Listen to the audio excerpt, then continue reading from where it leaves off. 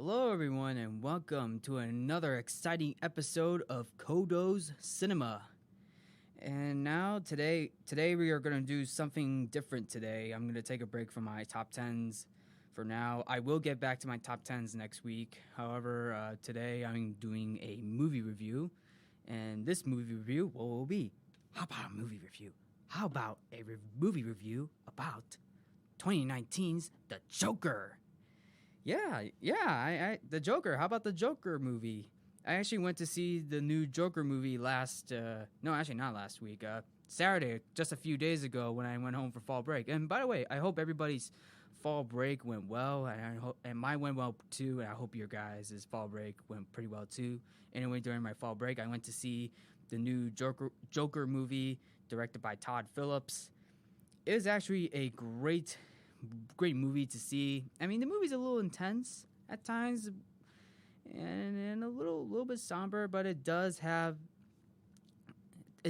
something to watch. It does have something to watch. It actually is a pretty good movie to watch, since the Joker is basically one of Batman's greatest nemesis, as well as the film industry giving him an origin story to tell, which I think is surprising and pretty good. So anyway, I am about to do my movie review of The Joker right now. And by the way, a little warning. There may be some elements that may feel uncomfortable from the film. By the way, and as always, a spoiler alert. So for those who have not seen the Joker movie, spoiler alert.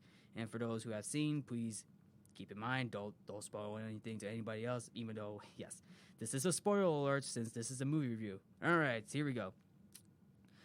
So anyway, from the movie that I saw, The Joker movie is a pretty good movie, as I mentioned. Now, the movie opens up with Arthur Fleck at a psychiatrist's office, played by Joaquin Phoenix. Now, Joaquin Phoenix does an amazing job bringing the character to life.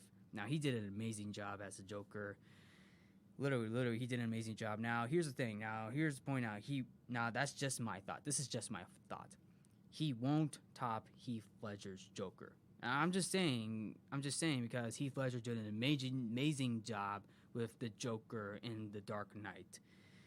But anyway, Joaquin Phoenix gives it his own take of the character, which makes sense. I mean, every actor who portrays a character, whether it's a comic book character or any other character, he or she portrays a character in their own unique take, which I think Joaquin Phoenix plays the Joker in his own take perfectly. He did an amazing job with it. Now, the character Arthur Fleck, which is basically the Joker, he's basically a failed stand-up comic, and he works as a clown in one of those sales signs. But however, he learns about how society and the world is going crazy, which is basically the main point of this movie. Like, he's basically a funny guy while also being a little bit mental. Basically, one of the themes in this movie is like the mental illness, as well as the violence that is going on in this movie. So moving forward, so basically Arthur Fleck wants to become a stand-up comedian, and he does get his wish in the middle of the movie by performing his own stand-up routine, which was basically recorded by one of the audience members, which was streamed live to the Murray Franklin show, portrayed by Robert De Niro, which ironically is a surprise performance by Robert De Niro as Murray Franklin, taking inspirations from his previous film as, I forgot this character from, it was the oh man, I forgot the film. It was basically one of Martin Scorsese's earlier films with Robert De Niro, where he plays a talk show host. I literally forgot the name of that film, but it does pay homage. His character, Murray Franklin, pays homage to one of Martin Scorsese's films in the movie. So anyway, throughout the movie, Arthur Fleck also wants to know if if his mother was related to Thomas Wayne, Bruce Wayne's father. But turns out that Thomas Wayne isn't related to the Joker's mother, or Arthur Fleck's mother, Penny Fleck, which is actually surprising because we get to see why Arthur Fleck is going through this. Why do we have to relate to the Joker or Arthur Fleck in this movie? Why is he a bad guy? Why is he the villain? Why is he laughing? What's the point of his mental illness? Why is that happening? And we know why. What's going on in this movie? We get to see that in the movie where it's kind of towards the end of the movie where he gets files from the hospital in Gotham City. Like, he knows, like, something's up, something is not right. He looks into the files and soon realizes that Arthur Fleck was adopted the whole time, which is actually surprising. This is a surprising moment to many audiences, and it caught my attention. Like, literally, like we know why Arthur Fleck is acting like this, because he was adopted, and not only that, but he was actually abused by his adoptive mother. Now, towards the beginning of the film, I thought his mother was nice, but it was actually a surprise turn, a twist in the movie, where we the audience realized that Arthur Fleck's mother is none other than an abuser in that movie, and we know where this was going, which is kind of sad but surprising to know why the Joker is acting like this. Now, moving forward, I mean, there were some very good moments in the Joker movie, particularly the moment where he finally gets to do his stand-up routine, which I thought, like, hey, his dream has come true. He gets to be a stand-up comedian, but then he gets a call by one of Murray Franklin's co-workers or agents to invite Arthur Fleck on the show, which is actually surprising. Which hey, that's probably a big surprise. Now, moving on. Throughout the movie, we also get to experience a shocking moment where the Joker or Arthur Fleck loses his job because he brings a weapon to a children's hospital. Not to mention, like, he was upset that he lost his job because of the weapon that he brought into a children's hospital. But then it was later on where three guys on the subway. Now for those of you who have seen the trailer, you probably might have seen this coming. The Joker shoots and kills three guys on a train, which was spread news-wide in Gotham City, like literally clowns attacking Gotham City, particularly in the subway that Arthur Fleck, aka the Joker, was on. Now, throughout this movie, we get to see the dance in a bathroom sequence where, from the trailer, for those of you who have seen the trailer, we get to see the Joker, Arthur Fleck, doing his famous dance, which was actually impressive because we get to know why and see what he was up to. Basically it happens again in the end where he does his little fun dance routine at Murray Franklin's show, which is actually surprising, which will be coming up pretty soon. So anyway, moving forward, now also in the movie, I do like the fact of how Arthur Fleck meets a young Bruce Wayne for the very first time, and also a little haunting to find information about Thomas Wayne and his mother, Penny Fleck, which they actually did. And I think I told you that I already told you this about a few seconds ago during when I was talking about the files from the hospital in Gotham City. Not to mention Thomas Wayne did told Arthur Fleck some of it too, which was actually surprising because I thought Thomas Wayne was Arthur Fleck's father, but no. I mean, like, it's actually surprising. I mean, like, can you imagine, like, being the father or something, having or maybe or should I say having the Joker being the son of Thomas Wayne, which later turns out to be the son of Batman's greatest nemesis of all time, which sounds surprising, but no, Thomas Wayne is not the father of Arthur Fleck. No, which no, that does not happen. Which is but at that moment, like I had it at that moment where it was like a little twist in mind, kind of like in Star Wars where Darth Vader is revealed to be Luke Skywalker's father. But no, not even. But it doesn't happen in the Joker movie, which is actually surprising. Also, towards the end of the movie, we get to see Joaquin Phoenix and putting on his traditional clown makeup, the Joker look, his new take on the Joker. Like the makeup is excellent, especially the green hair and the coat, the purple pinkish like coat and suit. Towards the final act of the film, literally amazing. Not to mention, I forgot to mention the score. The score of the film is amazing. Is excellent. It has a somber, depressing take on, and thrilling take on the character. The score of the movie is by Icelandic composer, and I think I may pronounce this incorrectly. I'm trying to pronounce this right. Hildur Guðnadóttir. She is an Icelandic composer who previously composed the scores for the Sicario movies. Now, the score for it is amazing, and I feel like it does have a depressing take on the character while being... did I say somber? I think I did. I mean, like, somewhat of a depressing take, but a thrilling take on the character, which is amazing.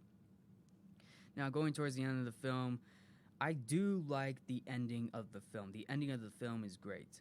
Like, it literally sets up the character for the Joker, like why is he doing this? Why is the Joker doing this? Why is he corrupting the violence? Why is he doing this? And spoiler alert, he kills Murray Franklin at the show. And not to mention, this also takes a page from the Dark Knight Returns comic book storyline. It does take a page from it does like some of the film itself does take pages from other Joker comic books, most likely the Killing Joke and pages from the Dark Knight Returns, which is actually surprising, like literally surprising. Like the Joker did kill Murray Franklin, not to mention the violence and the corruption that is going on in Gotham City, and there was a reference to the Dark Knight where the Joker was in the police car. And there is a reference. I don't know if anybody who has seen the movie, I'm pretty sure you might have caught this reference, but I caught it too. There was a reference to the Dark Knight where the Joker is in the police car. That was basically a reference, and that's basically towards the end of the movie. Speaking of end of the movie, one of the clowns in the Joker movie kills Bruce Wayne's parents, and they were walking out of that theater. Now, this caught me by surprise. Like, I did not see that coming. Like, I'm pretty sure some people might have saw it coming. Like, they figure, like, if you're gonna tell if you're gonna tell a origin story about the Joker, might as well include the sequence where they kill Bruce Wayne's parents, and then this leads into Bruce Wayne becoming Batman. And I think this ending was a perfect ending for the film. And the Joker did get his smile on his face. Literally, he did. At the end of the movie. Literally, the ending was haunting, but also thrilling. Literally sets up the Joker as we know today as one of Batman's greatest nemesis. All right, that's my take on the movie. That's my movie review take on the Joker, and I'm pretty sure everybody has different opinions about the Joker movie. Now, like I said, I love the performances, particularly Joaquin Phoenix's performance, and I thought Robert De Niro's performance as Murray Franklin was good too. The score itself was great. The setting is great too. It did take it's set in somewhat of a 70s and 80s, set in the 80s. For this movie, it is set in the 80s, even though the movie came out in 2019. Oh, speaking of which, it also 2019 also mentions to be the 30th anniversary of Tim Burton's Batman, which Jack Nicholson plays the Joker, which I think the Joker movie does have something in common with Batman, which obviously it is. It does have something common with Batman. Oops, excuse me. Anyway, now here's the thing: not everybody is a fan of this movie. Now, I understand that. Now, hey, not everybody's a fan of DC.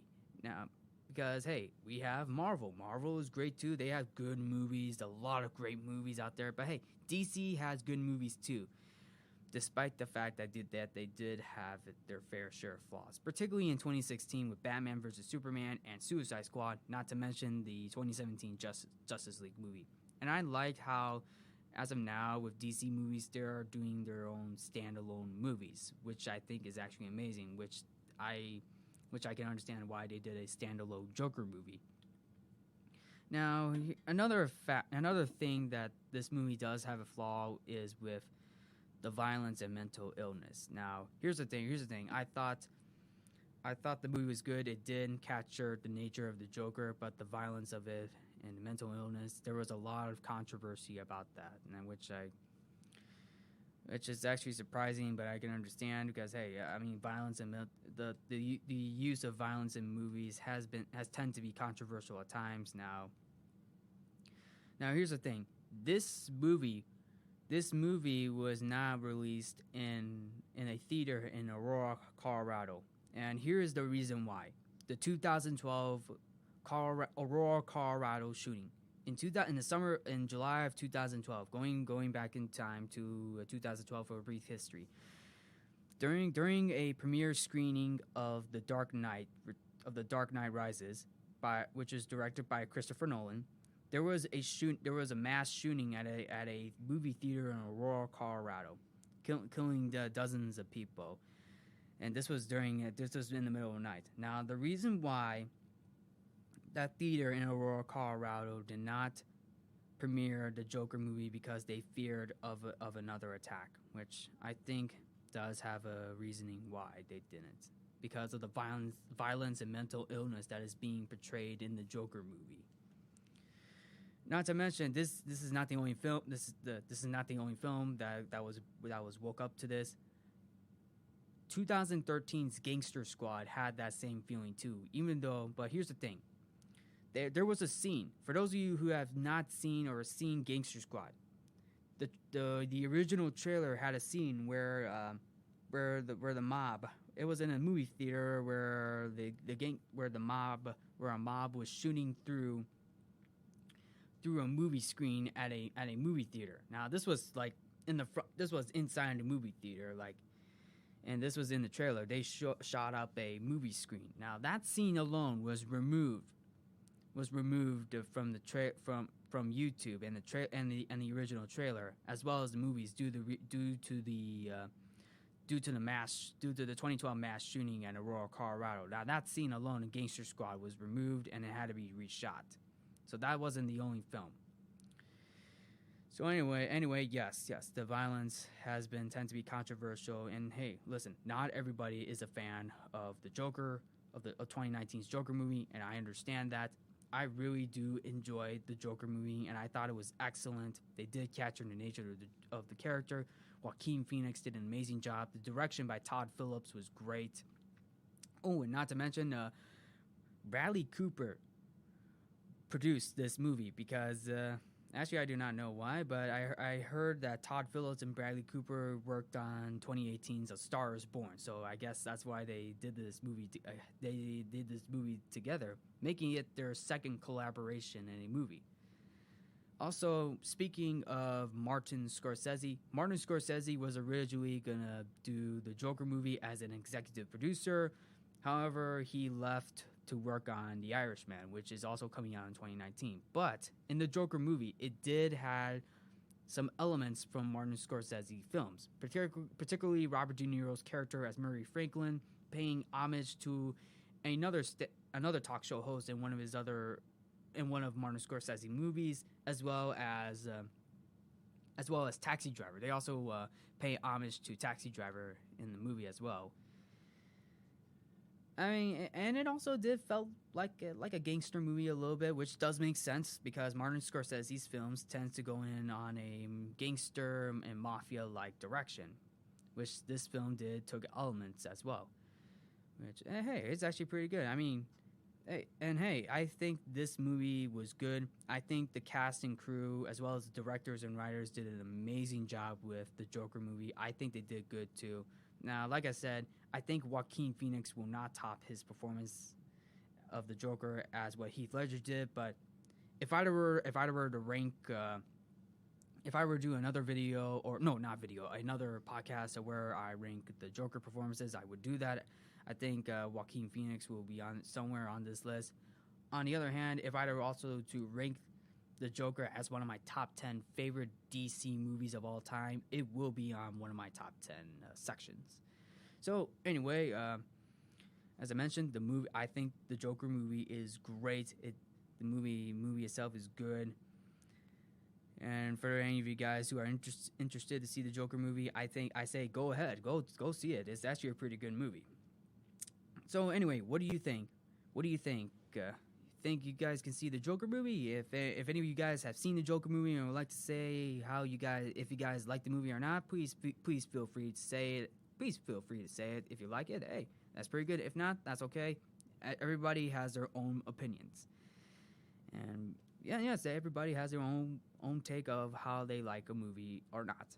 So anyway, that's it for today. That's my movie review of the Joker. So anyway, next week I will go back to my top 10, and if I do any more movie reviews in the future, I may do that. So anyway, thank you all for tuning in to Codo's Cinema. By the way, I'm your host, Mark Codo. Thank you all for tuning in.